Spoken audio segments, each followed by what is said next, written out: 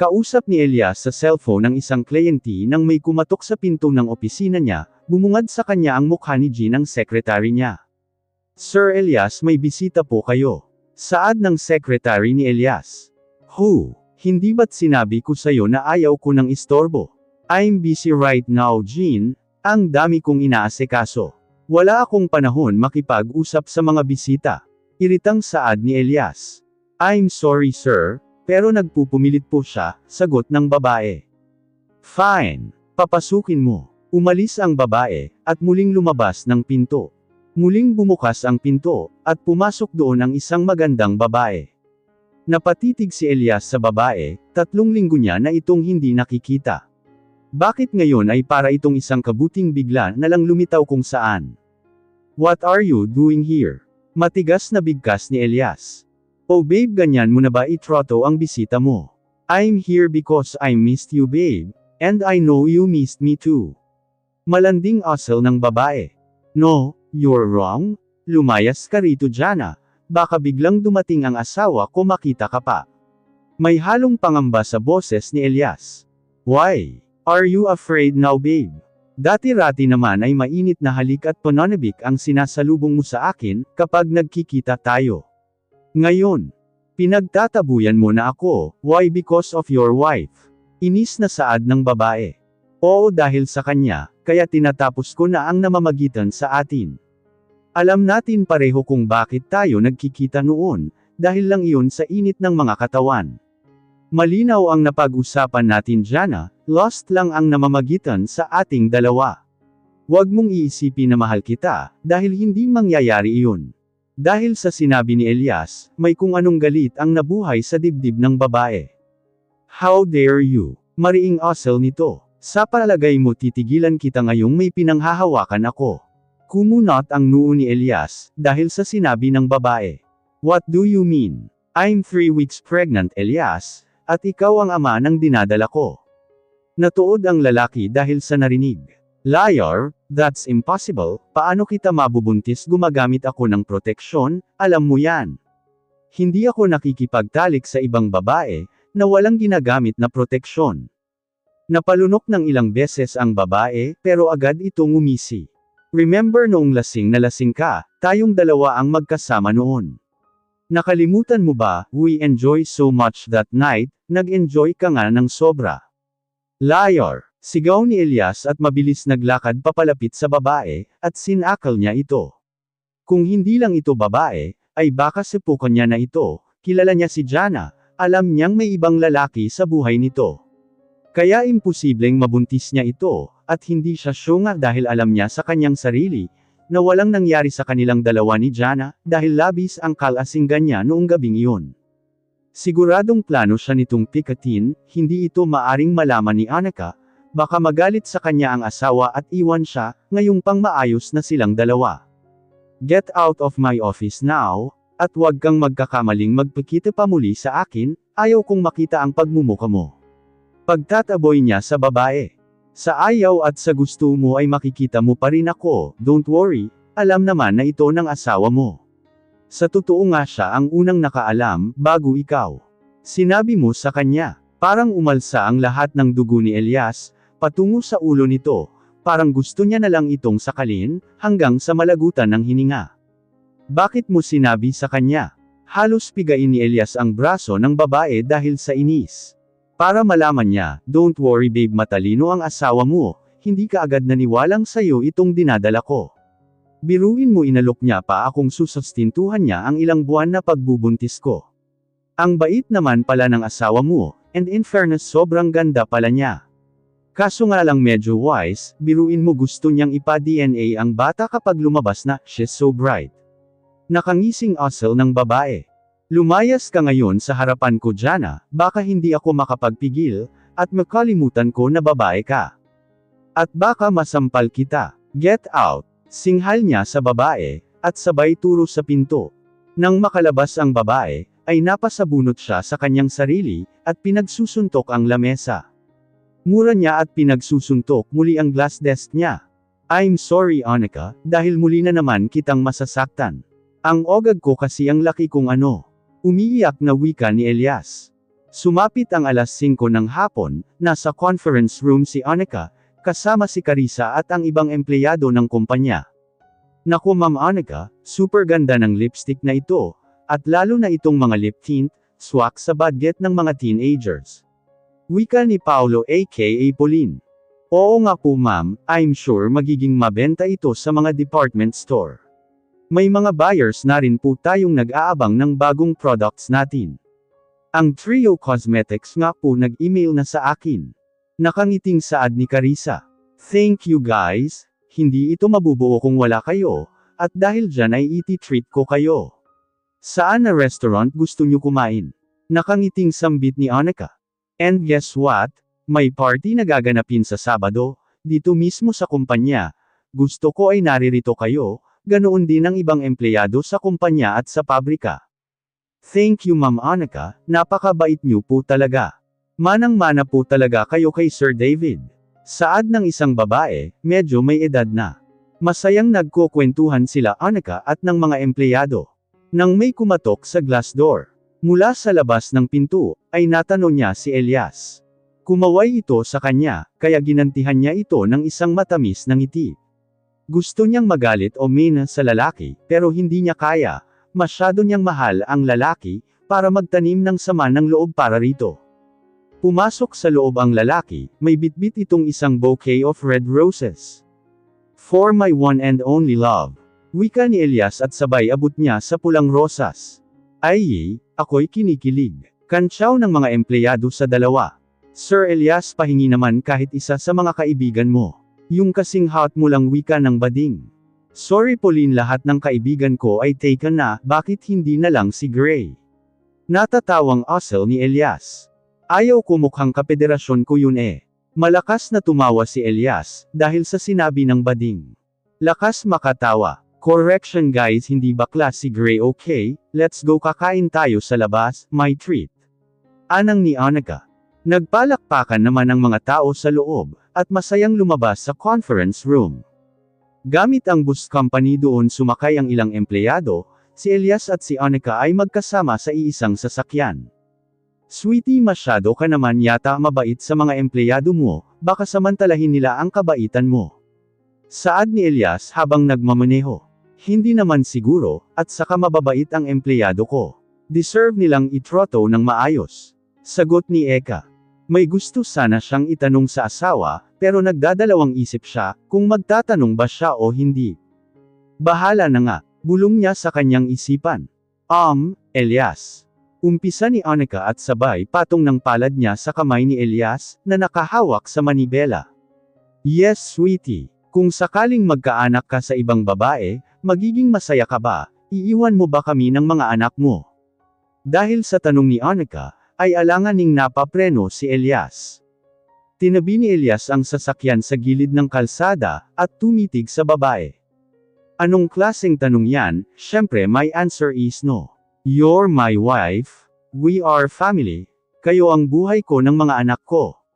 Bakit naman kita iiwan, magkaanak man ako sa ibang babae, kayo pa rin pipiliin ko, ikaw pa rin ang pipiliin ko, kasi ikaw ang asawa ko, at ikaw ang mahal ko. Do you understand Annika? Huwag ka nag-iisip ng kung ano-ano. Banas na sagot ni Elias. Hindi naman siya nababanes sa tanong ng asawa, kundi sa kanyang sarili. Kasalanan niya ito kung bakit ganito na lamang magtanong ang asawa niya. I'm sorry Elias gusto ko lang naman malaman, sana huwag mong masamain ang sinabi ko. Malumanay na tura ng babae at sabay yumuko. Hindi niya mapigilan hindi maiyak, natutuwa siya dahil sa mga katagang sinabi ni Elias, nakakataba ng puso. Please Annika kung ano man ang sinabi sa'yo ni Jana, huwag mo pansinin yun. And please don't talk to her again, huwag mo pag-aksayahan ng oras ang babaeng yun. She's so desperate woman, she's crazy, gagawin lang niya ang lahat para masira tayo. Alam mo na, nalilitong tanong ni Eka sa lalaki. Nagpunta siya kanina sa opisina ko. Paano kung anak mo nga ang dinadala niya, anong gagawin mo? Mahinang tanong ni Annika. Kung anak ko talaga ang nasa sinapupunan niya, magbibigay ako ng sustento para sa bata, pero hanggang doon lang. Bakit kasi naging pabaya ka, nang babae ka na nga nagtanim ka pa?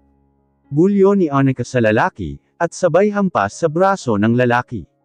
Hey, are you angry? Nag-aalalang tanong ni Elias. Yes. Nakakainis ka kasi ang landi-landi mo lechugas ka, lumabas lang talaga ang totoo na anak mo yung nasa tiyan ng babaeng yun. Humanda yang santol mo babasagin ko yan, para hindi ka makapagkalat ng similya mo. Mahirap na baka dumami pa ang lahi mo. Kung hindi lang talaga kita mahal, baka pinutulan na kita kagabi. Napangiti si Elias dahil sa sinabi ng babae, halata naman na hindi ito galit sa kanya. Ang swerte niya dahil may asawa siyang katulad ni Annika na ubod ng bait. Mahigpit niya itong niyakap, at kinulong sa kanyang bisig. I'm sorry sweetie, naging pabaya ako, but I'm assure you, na hindi ko anak yon. Napaka-imposible kasi mangyari, gumagamit ako ng protection pagdating sa ibang babae. I believe you. Pero paano kung may nakalusot nga talaga? Magkakaroon ka ng anak sa labas Elias, paano kung malaman ito ni Leo, anong iisipin niya sa'yo? Ayaw ko na magalit ang anak natin sa'yo, mahal na mahal ka ni Leo. Papatunayan ko sa'yo na hindi talaga sakin, ang dinadala ng babaeng yun. Mahinang sabi ni Elias. Nang makarating sa restaurant si Elias at Annika, ay naroon na ang mga empleyado, kasama ang sekretarya ni Annika. Sorry guys, nahuli kami. Wika ni Annika. Ayos lang po ma'am. Sabay-sabay na tura ng mga empleyado. Habang nag-aantay sila sa kanilang order, ay biglang tumunog ang cellphone ni Annika. Sinagot niya ito. Ma'am Annika, may nanggugulo pong babae dito sa labas ng mansion. Boses ni Mia. Sino? At bakit siya nanggugulo? Mahinang sambit ni Annika. What's wrong sweetie? Si Elias ang nagtatanong. Ma'am Annika, nagsisisigaw po siya rito sa labas ng gate. Ang sabi niya na buntis raw siya ni Sir Elias, ang malaking problema pa po naririto si Ma'am Althea at si Sir Dylan. Mariin na pa pikit si Annika, malaking problema ito. We need to go, Elias. Sabay hawak niya sa kamay ng asawa. Guys, kayo na lang ang kumain, kailangan na namin umalis. Paalam niya sa mga empleyado, nag-iwan naman siya ng pera kay Carissa, upang pangbayad sa lahat ng kakainin nila. Mabilis ang patakbo ni Elias sa sasakyan niya, habang si Annika hindi mapakali sa upuan. Nang makapasok sila sa subdivision, malayo pa lang sila ay tanaw na nila ang babaeng nasa labas ng malaking gate ng mansion nila Annika. Naroon din ang ama at ina ni Elias, nakahinga ng maluwag si Annika, dahil wala doon ang kanyang mga anak lalo na si Leo. What the? Anong ginagawa ng babaeng iyan dito? Mariing sambit ni Elias. Nang makalapit sila, ay agad silang bumaba sa sasakyan. Miss Ramirez, tawag ni Annika sa babae. Mrs. Falcon, naririto ka na pala, buti naman at dumating ka na, kanina pa ako naghihintay dito. Saad ng babae at napatitig sa magkahawak na kamay nila ni Elias. Gumuhit ang mapait na ngiti sa babae. Elias, totoo ba ang sinasabi ng babaeng ito? Na nabuntis mo raw siya? Ano ka ba naman anak, may asawa at mga anak ka na, bakit kailangan mo ito gawin, hindi ka na naawa sa asawa mo? May hinanakit sa boses ni Mrs. Falcon ang ina ni Elias. Hindi mo na binigyan ng kaunting kahihiyan ang pamilya natin.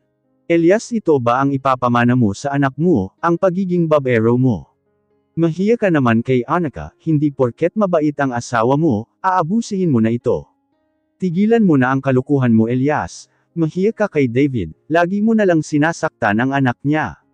Singhal ni Dylan sa kanyang anak. I'm sorry dad, nakayukong saad ni Elias. Huwag ka sa akin humingi ng sorry, kay Annika ka humingi ng tawad. Dahil siya ang naaargabyado mo dito. Muling saad ng kanyang ama.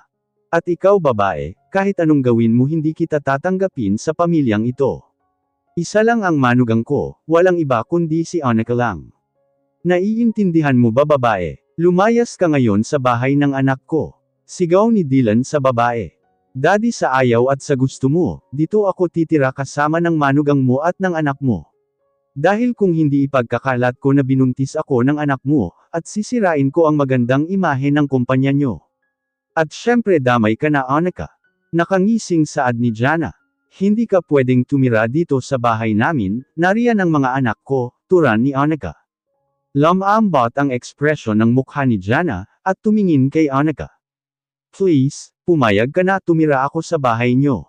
Hanggang sa makapanganak ako, at kapag lumabas sa DNA na hindi kay Elias ang batang dinadala ko, ako na mismo ang aalis. Saad ni Jana.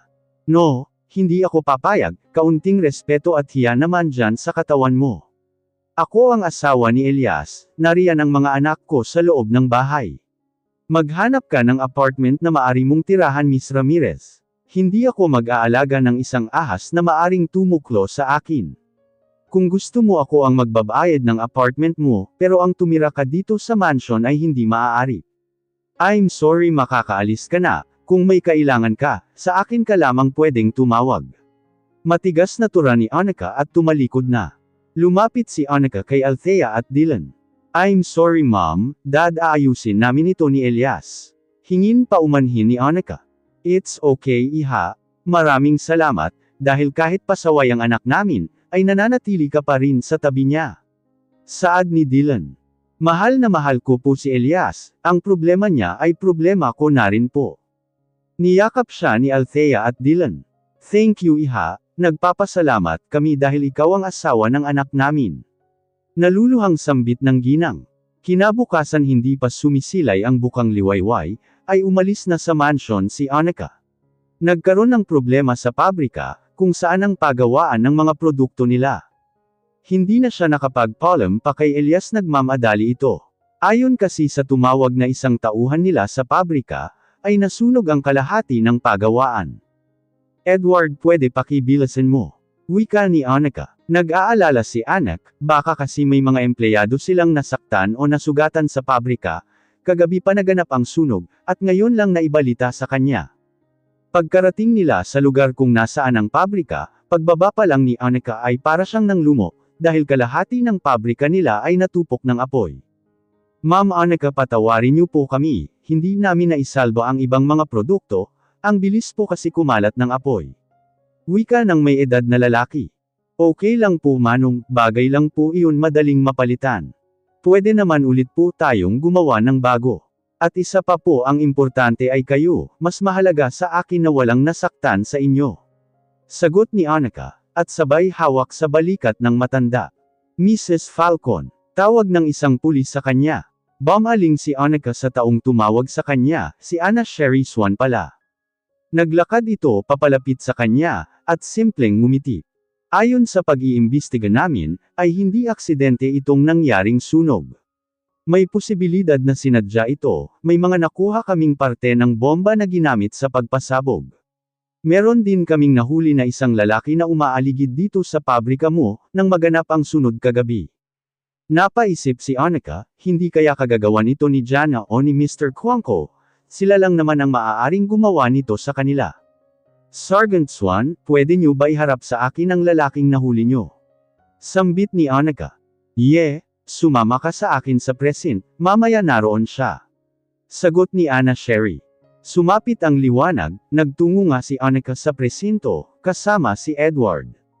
Inakay sila ni Anna Sherry papasok ng isang kwarto. Pagpasok nila, ay nadatnan nila ang lalaking nakaupo sa isang silya, at nakaposos ang kamay, nakapiring ang mata nito. Ma'am, bakit nakapiring ang lalaki? Si Edward ang nagtanong kay Anna Sherry. Ayaw niya kasi kumanta, kaya kailangan pa namin siya takutin. Seryosong sagot ni Anna Sherry. Ganun po ba, baka kasi sayaw ang gusto niya. Saad ni Edward at mahinang tumawa, pinanangkitan naman siya ni Anna Sherry. Naglakad si Anna Sherry papunta sa lalaki, kasunod pa ang isang lalaking pulis. Ano, kakanta ka o pasasayawin kita? Matapang na asal ni Anna Sherry, at sinabunutan ang buhok ng lalaki. Wala po talaga akong alam, nagkataon lang na naroon ako. Tanggi ng lalaki. Ganun, sige, matigas ka. Corpus, kunin mo ang pinakamatalim na ano natin, walang silbi ito, hindi marunong kumanta, puputulan na lang natin ng dila. Nakangising tura ni Anna Sherry. May binulong si Anna Sherry sa lalaki, bago ito umalis ng kwarto. Lumapit si Anna Sherry kay Edward, at nginitian niya ito. Magaling ka ba umarte? Maupo ka sa silyang iyon. Saad ni Anna Sherry at tinuro ang silya malapit sa lalaki. Pumasok naman ang lalaking pulis, may dala na itong maliit na gunting. Ma'am, hindi ko makita ang gunting kaya grass cutter na lang ang kinuha ko. Natatawang asal ng lalaking pulis. Oo nga pala ma'am, may bagong huling kriminal. Ang kaso niya ay nangungutong ng pera sa mga jeepney driver. Ano ang gagawin natin sa lalaking ito? Ayaw din kumanta kung nasaan ang mga kasama niya. Dagdag pa ni Corpus, kinindata ni Anna Sherry si Edward, at sininyasa na maupo sa silya. Ma'am, sir wala po akong alam, hindi po ako kasama sa mga nangungutong. Nagsasabi po ako ng totoo maniwala po kayo. Umaarteng wika ni Edward. Ayaw mo umamin, sige na Corpus putulan ng dilaan, at pagkatapos ay putulan ng kamay yan. Tapusin nyo na rin yan para hindi kumalat ang lahi. Naku ma'am sir maawa po kayo wag po. Sigaw ni Edward. Ano wala na ba, itapon nyo na yan sa ilog Pasig. Wika ni Anna Sherry. Ilang beses na palunok ang lalaki dahil sa narinig. Anong nangyayari dyan? Alam nyo bang labag sa batas iyang ginagawa nyo? Saad ng lalaki at dahil nakapirang ang mata nito, ay wala itong makita. Sige na isunod mo na itong lalaking ta. Nakangising turan ni Anna Sherry. Hinawakan niya ang buhok ng lalaki, at hinhilap at ingala. Ibuka mo ang bibig mo at ilabas ang dila. Total hindi ka naman kumakanta, puputulan na lang kita ng dila. Hindi ayoko, wala kayong malalaman sa akin, nagsasayang lang kayo ng oras. Sagot ng lalaki. Ikaw na ang nagsabi na wala kaming mapapala sa'yo, ibig sabihin yan wala kang silbi. Sige putulin ang dila niyan. At habaran ng pantalon tanggalan ng ano yan. Commandant si Anna Sherry sa kaharap nitong pulis. Umpisahan ko na ba ito ma'am? Nakangiting saad ni Corpus, at inumpisahang tanggalin ang butones ng suot nitong pantalon. Wag, Diyos ko maawa kayo, sige na aamin ako, si Mr. Cuangco siya ang nag-utos na pasabugan ng pabrika. Napag-utusan lang ako maawa kayo, ayoko pang mawala. Ngumangawang tura ng lalaki, nakagat ni Annika ang pang-ibabang labi niya. Nagpipigil siyang hindi matawa, dahil sa itsura ng lalaki. Aamin ka rin naman pala pinahirapan mo pa kami. Saad ni Anna Sherry ay sabay tanggal ng pirang sa lalaki. Si Corpus naman ay nilalaro sa daliri ang maliit na bagay na hawak nito. Habang si Edward namimilipit sa kakatawa. Pawis na pawis ang lalaki, habang iniikot ang paningin sa loob ng confession room. Mga walang hiya kayo, pinagkaisahan niyo ako. Bulalas ng lalaki. Langia pare basang-basa ang pantalon mo, kailangan mo siguro ng diaper, bawas-bawasan ang pagkakape, para hindi masyadong nerbyoso. Pang-asar ni Edward sa lalaki, at malakas na tumawa. Hindi nila napansin na napaihi na pala ito sa pantalon ang lalaki, dahil sa nervyos nito kanina. Corpus maghanda ka ng warrant of arrest for Mr. Cuangco, huhulihin natin siya. Asal ni Anna Sherry. Thank you Anna. Ani ni Annika. No problem Annika. Sagot ni Anna Sherry at lumabas na, habang hila-hila nito ang lalaking suspect. Alas 9 ng umaga bumalik ng mansion si Annika. Upang maligo muli at makapag-relax, na-stress siya dahil sa nangyari sa kanilang pabrika, buti na lang ay walang nasaktan. Napakawalan Gia talaga ni Mr. Cuangco ang dumi maglaro, kahit may madamay na inosenteng tao, ay wala siyang pakialam. Ngayon ay magsama sila ng anak niya sa bilangguan. Tumuloy sa kwarto si Annika, at isa-isang hinubad ang saplot sa katawan niya. At naglakad patungo sa CR upang maligo. Tinawagan niya na rin ang kanyang papa kanina, upang ipaalam ang nangyari sa pabrika nila. Mabilis lang naligo si Annika, at nagbihis ng pang-opisina. Nag-aayos siya ng kanyang sarili sa harap ng salamin, nang makaramdam siya ng pagkahilo. Bigla din sumakit ang ulo niya, agad siyang napahawak sa sentido niya, at bahagyang hinilot ito, sumisikip din ang paghinga niya. Mukhang napapadalas yata ang pagsakit ng ulo niya, at lagi rin siyang nahihilo. Kailangan ko siguro magpatingin sa doktor. Mahinang bulong niya, nang mawala ang sakit ng ulo niya, ay nagpalit muli siya ng damit, hindi muna siya papasok ngayon, kailangan niya magtungo sa hospital para magpa-check up. Mrs. Falcon, iwasan mo ang pagpupuyat at magpagod ng todo. Hindi ito makakatulong sa'yo, kailangan mo ng pahinga. Mamayang 2 PM balikan mo ang resulta ng mga test na kinuha ko sa'yo. Litanya ng doktor. Thank you Doc. Palem ni Annika at lumabas na ng klinik. Ano pong sabi ng doktor ma'am, buntis ka ba? Natutuwang tanong ni Edward. No, Edward, babalik pa ako mamaya, para kunin ang result ng blood tests na ginawa nila sa akin. Sagot niya rito. Sumapit ang 2:00 ng hapon, ay muling bumalik si Annika sa hospital para kunin ang resulta. Nasa elevator pa lang siya paakyat sa palabag, kung nasaan ang klinik ay kinakabahan na siya. Bakit ganito ang nararamdaman niya, parang hindi maganda. Sa hallway habang naglalakad siya, ay may nakabangga siyang isang babae na patingin siya doon sa babae. I'm sorry miss. Hingin pasensya niya. It's okay. OMG, Annika. Ikaw ba yan yung secretary ni Elias dati?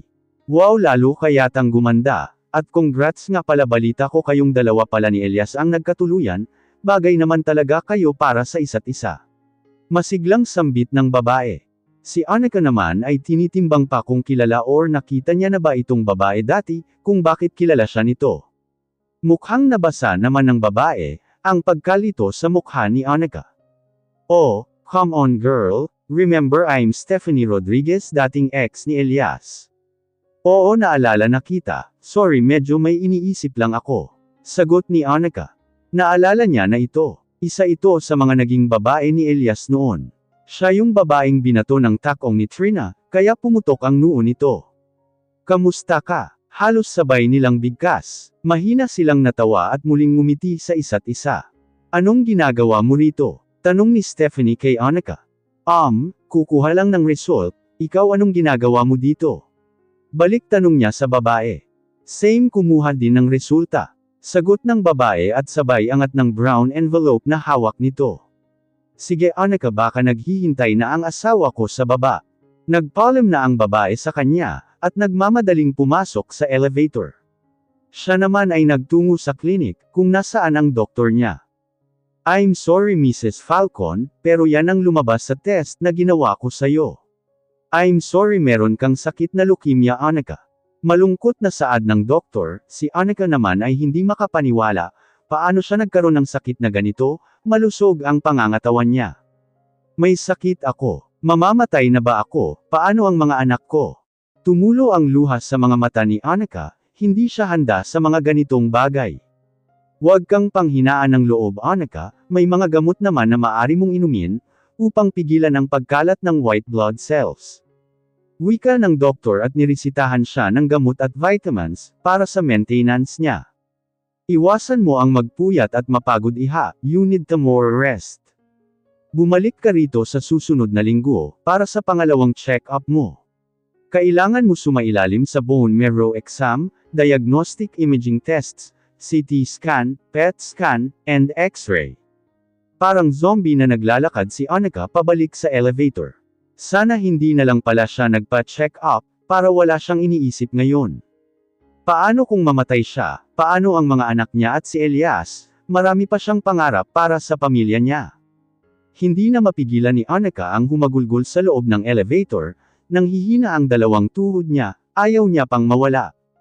Masyado pang bata ang mga anak niya, hindi siya handang iwan ang mga anak niya at si Elias, paano ang asawa niya?